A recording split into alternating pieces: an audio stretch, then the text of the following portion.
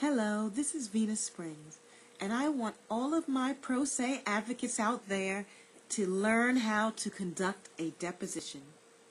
Now, this is a telephone deposition, and telephone depositions are not ideal, especially if you have a hearing deficiency. But welcome to the Pro Corporation Fourth Circuit Federal Court System. But I digress. This deposition was videotaped, and I have included some clips for you to observe the signs so that you can tell if your witness is being insincere. So let's start with the facial and hand gestures in this first clip. This is called the mouth cover. It's in all the psychology books. It's a sign of insincerity. This one is called the monkey speaks no evil. The deponent's subconscious mind somehow believes that if she covers her mouth when she lies, she will not be held responsible for those statements. This here is the ear touch, or the monkey hears no evil. She doesn't even want to hear her own lies. This is the sudden touch of dandruff, head scratch. Here is another telltale sign. It's the nose touch. Here we have the mouth breather, or the OMG whistle. This is the stare into space.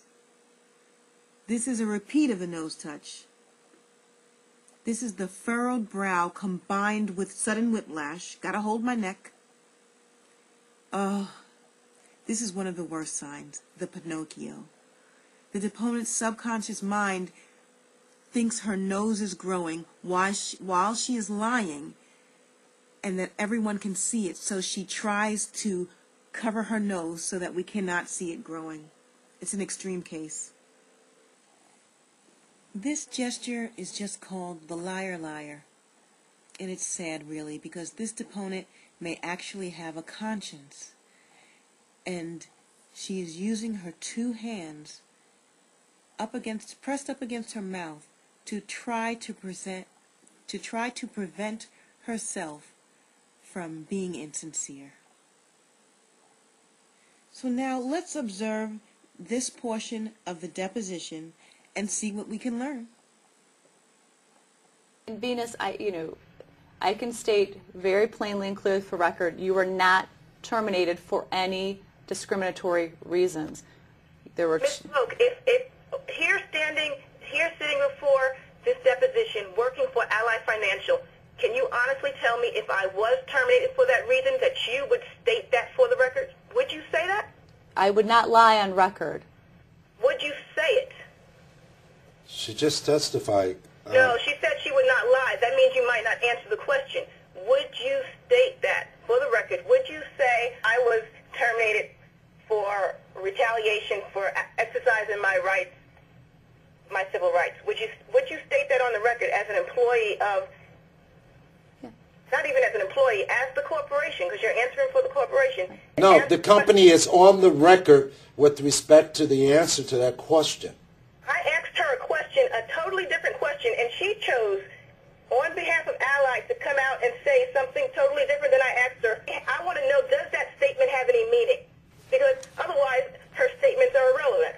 So, are you refusing to answer the question? I feel like I've answered the question, and I don't know how else to answer the question than already has been done. There's a yes or no answer. You can't tell me you don't know how to say yes or no. Venus, I already have. I'm not going to answer it any further. You're refusing to answer the question. Yes. She's not answering any further. It's been asked and answered. It has not been answered. Okay, well then it's argumentative.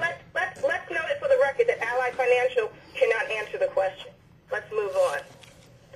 Now, as I said, was there action taken in response to my claims that that I had claims under Title VII of the Civil Rights Act? Did Ally take any action? I'm not sure, Venus. So you know of no action that Ally took? I do not recall any specific action that was taken. Note how this deponent answers a question that was not even asked. Liars will prepare canned responses without there even being a question. Do you have a policy at GMAC that addresses termination of employees? No, we do not. So GMAC has no rules or guidelines that are written that tells the supervisor how to go about terminating an employee, what steps to take. Well, so let me see if I can answer the question. There are transactional steps that includes processing the termination, and there's documents to that. That's a termination checklist, and that walks through how to go through the termination. But if you're asking about, well, let me not. There's a termination checklist. Well, do supervisors have any guidelines given to them by GMAC on what to do if they have a problem with an employee, how to go about terminating them, how to go about disciplining them? Is there any policy, or is every person for themselves to guess whatever they want to do? They certainly do not guess. They work with their human resources representative, and they work through the process in consultation with legal as appropriate. So there are no written guidelines. That's correct. So each HR person can pick and choose whatever they want to do with each employee? I would never characterize it as picking and choosing, Venus. Can each HR employee choose to do whatever they want to do with each employee? Absolutely not. And what stops them? We're governed by our profession, and we're governed by past practices. We're governed by legal and peer group and leadership analysis. We're governed by reviews of the circumstances and all of the factors that go into it.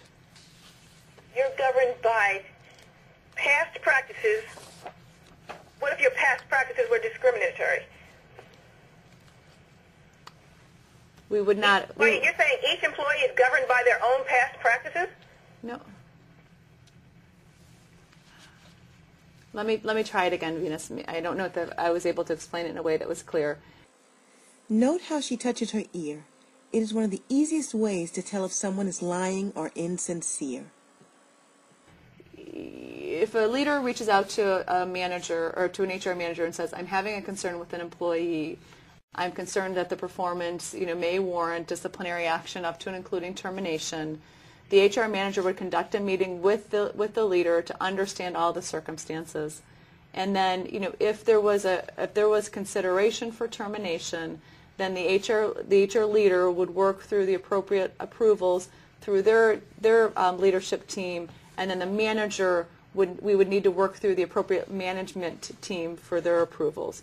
But it's not done at individual sort of supervisor and HR person approval. There's approvals through the chain to ensure that all the right components are reviewed, and including looking at a legal view from an attorney to ensure that we do not have any discriminatory practices.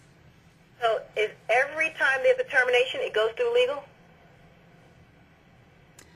So my understanding is that that's the way I've handled every termination, is that I review it with an attorney. But in speaking with my attorney in preparation, I don't know that. Oh, sorry. Yeah, don't disclose any discussions you Okay, have with counsel. Sorry. I've always worked through the attorney group whenever I've had any potential terminations. I've always reviewed any decision with my legal counsel. Okay, that's you personally. What is GMAC? I need you to answer for GMAC. Is every termination supposed to go through the legal department? So it's a two-part response. The first part would be not always. When we were a decentralized human resources function and becoming a centralized function, there were different windows of time in which past groups would behave different than others. And so not every group reviewed with legal, the central legal function, but now there is an employee relations and a legal group that does review. And when was this change? In the last 12 months. Did you receive written notice of this change? We reviewed materials through training, through training materials, and Research shows that when people lie, they tend to touch the base of their nose. That's a dead giveaway. through conference calls and updates that we had. Who's we? The HR team. The HR You were bus- training. Who provided those training materials? So like I said, there was updated training through conference calls and meetings. So the HR leadership team, so it would have been like a Jim Duffy, a Kathy Patterson, perhaps our attorney Dreama Kalajian, Frank Kaplicki. I don't recall the specifics, but I do recall being advised that there was an update in the process for all. So you're being told there was an update in the process, but nobody provides you anything in writing. No, I explained that there was a presentation and that we were walked through a process. So there was a written presentation. To my recollection, yes.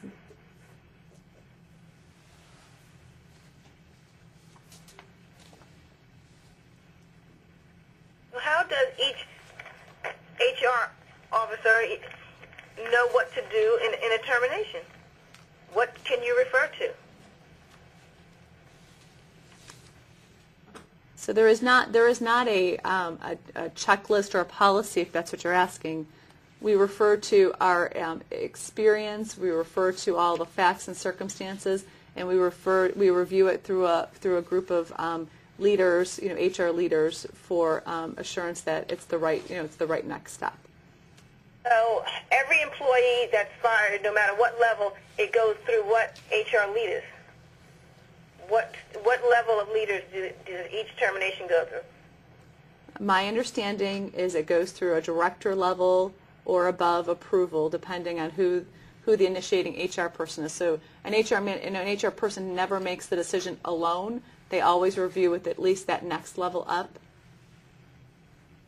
How do you ensure there's no disparate treatment when each HR officer has their own guidelines they do themselves with no company guidelines? How do you know that you are treating someone the same as a person of another race who's getting fired for a similar or same thing handled by another HR officer? Object to the form of the question assumes elements that aren't on the record, if you can answer. Venus, can I trouble you to please restate the question for me, please? Yes, I want to know that if Ally Financial has nothing in writing to guide employees on how to handle terminations in various situations, how do you ensure that there is no disparate treatment among employees terminated for the same or similar reasons?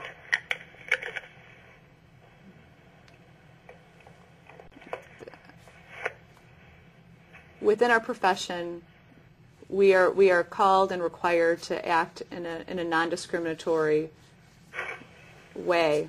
We review any proceeding, any decision with the leadership team to ensure that we haven't missed an element, or an element has been missed or overlooked, and that those leadership levels tend to have a more broad view and more experiences in which to ensure that doesn't occur. Say in our profession we are called, do human resources professionals sign some code or take some oath? No, but you can't be an HR if you can't be non-discriminatory and non-prejudiced and non-biased. You have to be able to objectively review and understand complex situations and understand that with consideration of all of the laws that govern our work. Are you saying that it's impossible? You cannot be in HR and be discriminatory? Is that what you're saying? You're saying, I want to know if you're saying it's not possible, or you're saying it shouldn't be that way. The checks and balances that exist ensure that we don't have any potential or perceived concern by ensuring that we get the right checks and balances on any decision, so that we do everything we can to avoid the appearance of or ensure that we don't. You say checks and balances. wouldn't a written policy be one of the best checks? Well, a policy that isn't followed isn't worth anything. That wasn't my question. I said a written policy. A written policy that's followed is even better, but don't you need to start with a policy? I guess that's your opinion. I don't think it's necessary, no. Do you think a written policy on termination is not necessary? Is that what you're saying? Venus, I've worked at a number of large employers. That's the question, yes or no? Is that what you're saying? It's not a yes or no response. I've worked at a number of large employers to whom we did not have a termination policy or a termination how-to policy. It is a yes or no question. I didn't ask about what you did in the past. I asked you, are you saying a written policy is not necessary? That is what I'm saying. It is not necessary. You think it's a good idea? What's a good idea? have Get a to the written form of the policy. question. Do you think it's a good idea to have a written policy on termination? I don't think it's required. Do you think it's a good idea? I don't think it's necessary. Do you think it's a good idea? Yes or no? I feel like I've answered the question, Venus. I don't know what else. You have not answered the question. Yes or no? You know what good means. You know what an idea is. Do you think it's a good idea?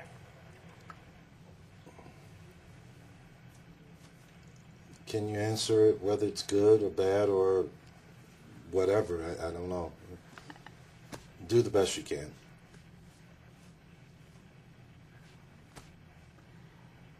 Terminations are employment decisions are a very complex decision, and I don't think you could prescriptively write a policy that would include all of the appropriate elements to which consideration should be given. So my answer is no. It's not. A policy wouldn't be necessary. Isn't needed. No. So you saying a very complex transaction, written policy, not a good idea. Okay. In your HR best practices, have you ever reviewed human resources best practices before? Yes. In best practices, do they recommend a written discipline policy? I'm sorry. Are you talking about a specific document? Are you talking? No, I'm talking about best practices for an HR professional, because in your answers, you're basing a lot on what you do based on the past practices and on HR training, nothing that has nothing to do with Ally Financial. So I want to know what the best practices for an HR professional are. Have you seen that before? What's the question? Have you seen the best? Well, she already answered it. The question was, has she seen best practices for HR professionals? And she said yes. So my question was, in the best practices, do they recommend a written discipline policy? I don't remember.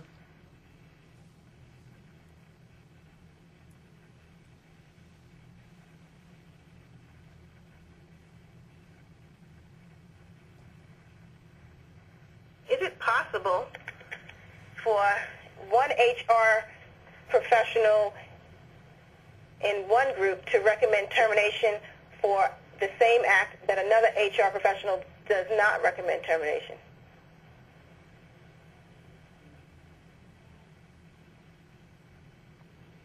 Yes, and that's why we have reviews by attorneys and our second level or third level leaders. Did you not say that reviews by attorneys are not required? Note how she will touch her nose in her answer. Her entire testimony is contradictory and incredible. I said They don't always take place. I said it used to not be required, but I always reviewed every decision, every employment termination with an attorney. You do. I asked you about the company. All the individuals I worked with, reviewed with an attorney. But we're a global company. There are employees that are sitting in 30 countries throughout the world. You're asking me to speak on each one of the practices of all those different countries. And Venus, I don't have them, in a way that I can speak of what we do in Germany or the UK. in What terms about of the United States? All of the HR professionals that I worked with reviewed their matters with an attorney prior to termination. So every termination in the United States goes through legal. So Yeah. which person in legal deals with every termination in the United States? We have an employee relations department now that we used to not have, and there are attorneys that are in the HR profession that review them, and their responsibility is to review all matters prior to a decision being had, and that's present day. What was the policy in 2009? What was the practice, since you have no policies? The practice, as I think I've tried to explain, is to review through the legal department employment law attorneys. This was in 2009? Correct. But you said it did not always happen. It was not required. Is that correct? That's my understanding. So are you saying it's not possible for two employees to be terminated for similar things and have two employees to commit similar acts and have different results throughout the company? If you're asking, no two circumstances are the same. There are always, a number of variables and factors that go into the circumstances. So there's the incident, like an absence. There could be two employees with 10 absences, and one employee could have, a whole different set of circumstances than the other. And so, yes, it is possible that, given all the speculation we're doing, you could have two individuals have the same 10 absences with two different outcomes. Can you have, I'm asking for employees with similar situations and similar, so you have a secretary in Minnesota and you have a secretary in New York. They both have 10 absences for similar reasons, unexplained. And so does each manager have to go through the same process for two employees in different sides of the country? Yes, now they do. They have to have it reviewed through employee relations and through their leader and through their second level manager on the business side. Yes, we do. They do. So what if one employee doesn't go? Does a manager have to go to HR? Is it possible that one manager decides not to take any action at all, and one manager decides to terminate? Now, just subjective form of the question. You're engaging in an infinite number of possibilities. I don't think that's an appropriate. So let's note the objection and let's keep going. Objective form of the question. Okay, noted. Can you answer the question, please? Can you please restate the question? Is it possible that you have one employee, two employees in different sides of the United States with similar conduct, meaning you have two administrative assistants who report to the same level manager, same level of responsibility, and one gets referred to discipline for actions, and the other employee who does the same thing never gets referred to discipline?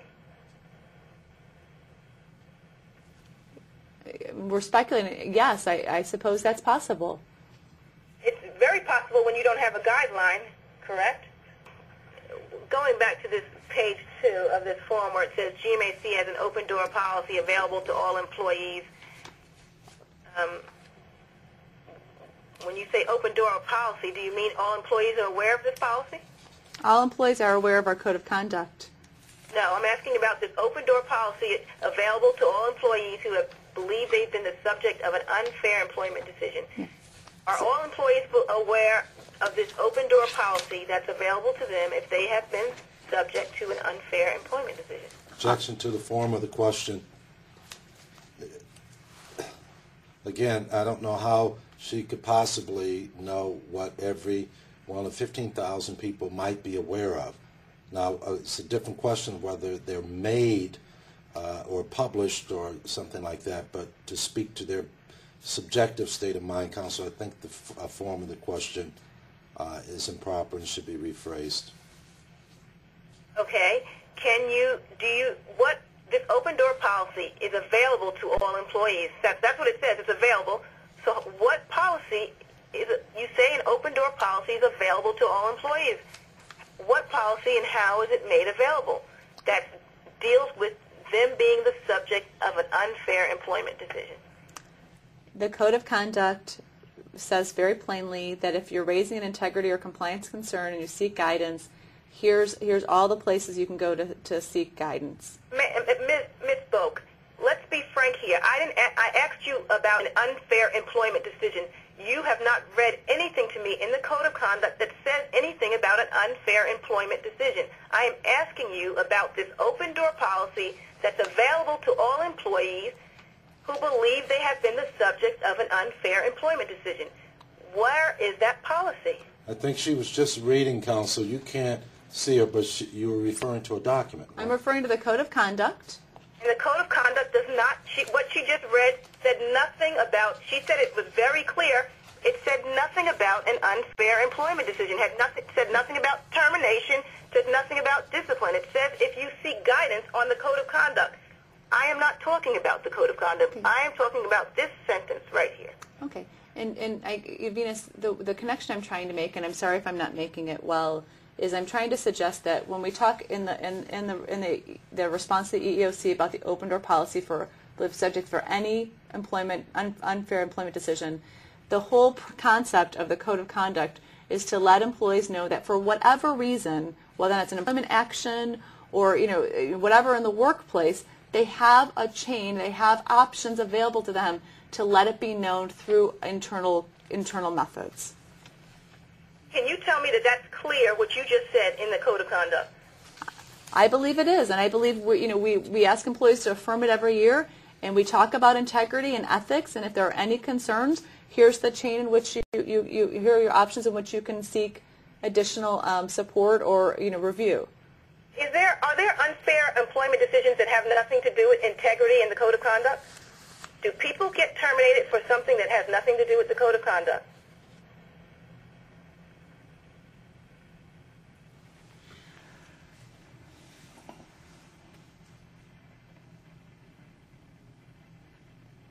I don't know.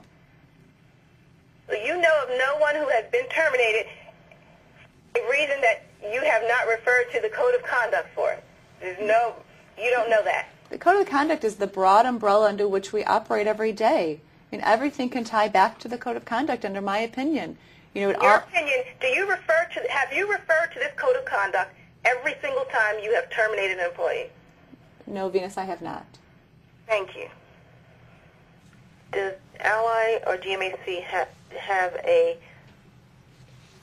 policy and procedures regarding compliance with the Equal Employment Opportunity Act? Yes, there is a policy for the EEO. And it also, in part, it's also covered in the Code of Conduct. But yes, it's a standalone policy. So there's a standalone EEO. What's the name of the policy? The Global Equal Opportunity Employment Policy.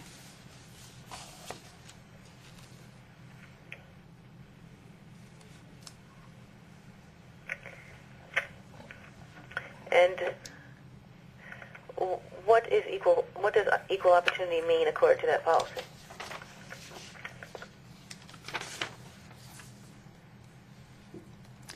The policy statement states, it is the policy of Ally to comply with all applicable laws and regulations related to fair employment. Ally hires, promotes, trains, and pays based on merit, experience, or other work-related criteria. Ally values the wide range of backgrounds of its employees and strives to create work environments that reasonably accept and tolerate differences while promoting productivity and teamwork. It goes on to say, under employment standards, it says, each individual has the right to work in an atmosphere that promotes equal opportunity and prohibits unlawful discriminatory practices, including harassment and discrimination based on age, race, color, sex, religion, national origin, disability, sexual orientation, pregnancy status, marital status, veteran status, genetic disposition, or any other status protected by law. This policy applies to all employees, customers, vendors, and guests at all locations where Ally conducts business. It goes on to say in Section 7.0, the accountability, it is the responsibility of every individual to report any alleged discrimination or harassment witnessed or experienced Allegations or harassment and discrimination will be promptly investigated. Retaliation against anyone who reports a suspected violation of this policy or who cooperates in the investigation of an alleged violation will not be tolerated.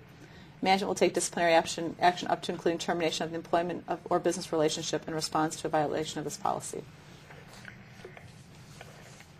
Does the policy contain an internal company procedure for resolving discrimination issues in the workplace? There is. I don't understand. Can you please give me more information of what you're asking? Inside that policy that you just referred to, is there a procedure that talks about how to resolve if there are issues of discrimination in employment? If somebody has an issue, is there? Thank you. I'm sorry. I just needed to understand it. The Section 9.0 is policy monitoring and maintenance, and it states any individual who believes that there has been a violation of this policy must immediately report the violation to management, the ethics hotline, or their human resources business partner. Human resources will work with Ally Legal to determine the next steps. Is that so? That's a policy for a manager that believes it, or an employee who's having difficulty? This is for everyone. This is a witness, an employee, a manager, a vendor. You know, it's intended to be at any of our work sites with any individuals in the work site where we could, where there's a potential concern that becomes addressed. It's the expectation to report it through that chain. Well, how is that policy distributed? It's available out on our portal. How are employees made aware of it? Employees, through the orientation and the ongoing policy affirmations, are encouraged to go out and review all the policies. Encouraged? Is that what you said? Yeah. Yes. I mean, I don't know concretely if the Equal Opportunity Employment Policy is one of the annual affirmation policies, but it is clearly stated, and we have a policy site. You're asked through the training to go out and look at the policies and familiarize yourself with them, and it's clearly out there. Is there a specific training on this policy, on this EEO A policy? I don't believe there is a specific training for this individual policy. Does the policy include anti-retaliation language?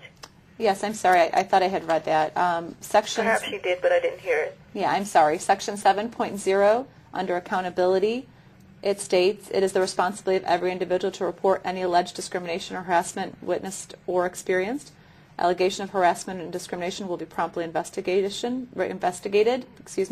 Retaliation against anyone who reports a suspected violation of this policy or who cooperates in the investigation of an alleged violation will not be tolerated. Management will take disciplinary action up to and including termination of the employment or business relationship in response to a violation of this policy. So the retaliation language only deals with if there's an internal retaliation for an internal complaint? Yeah.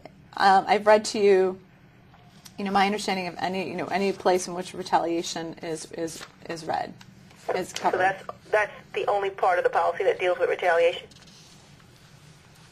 Yes, to my knowledge.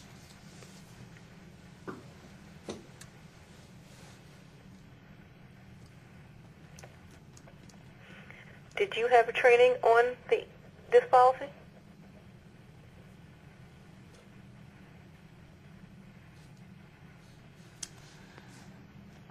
I've looked at the policy numerous times. I cannot recall a specific training. I'm certain we reviewed policies through our annual HR meetings, but I don't recall the specifics.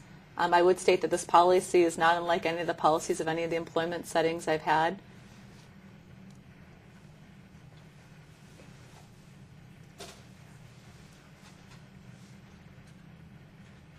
What does that mean exactly?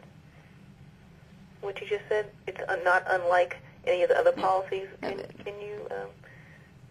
Are you saying that it's a standard policy that you've seen at other employers? Is that what you're trying to say? Yes, that that there's not non-discrimination, non-tolerance of any of the concerns around unlawful discriminatory practices, harassment, discrimination based on any of the protected classes. Well, there's nothing special about this policy, just standard. So I believe it is, yes. Okay. I go along with it for a while, but as you get deeper into these regulations, beyond this witness's understanding, there'll be a natural ending point from our standpoint. You're wasting time. This is my last question, and can you please answer the question? Since supervisors are not trained on this policy, when they're about to terminate, do you give them a copy of the policy or tell them to read it? No, but I do want to draw your attention, Venus, that the non-discrimination, non-retaliation type language exists in the Code of Conduct. And so while I couldn't affirm to you concretely that there's been specific training on equal opportunity employment, I do want to draw your attention that in the Code of Conduct and Ethics policy, there's specific language around, the stance of the employer on, promoting a workplace that's free of harassment and discrimination within the Code of Conduct, to which I can positively affirm training has existed. So do you bring that part of the Code of Conduct to a supervisor's attention? When they're about to terminate an employee? We certainly go through all of the required lines of questioning, review of the facts and circumstances, and go through the appropriate approvals to ensure that we don't have a case that might be considered. What are the required lines of questioning? Different for each matter, Venus. We look at all the circumstances, all the factors. We talk to the individual to whom we're considering the employment action, and give them the opportunity to explain from their perspective what's going on and any concerns they might have. We then review, like I mentioned, similarly situated cases to see that to the best of our knowledge, the action we're contemplating is consistent. And then we review it through the second level HR leadership and the legal department, who also has the same checks and balances. So you're telling me before you terminate an employee, you review similarly situated cases. How do you get those cases from? Where do you get those cases from? Well, there's not a repository available to us, or hadn't been prior to this employee relations department. So we rely on the levels of leadership and the legal department to help us to gain that knowledge. So that's a specific question. You ask them for similar situated cases and how they were handled? Absolutely. We go through and make sure that what we're doing is consistent with other matters. And how do you know that's done? Is there a policy that requires you to do that? There is not a policy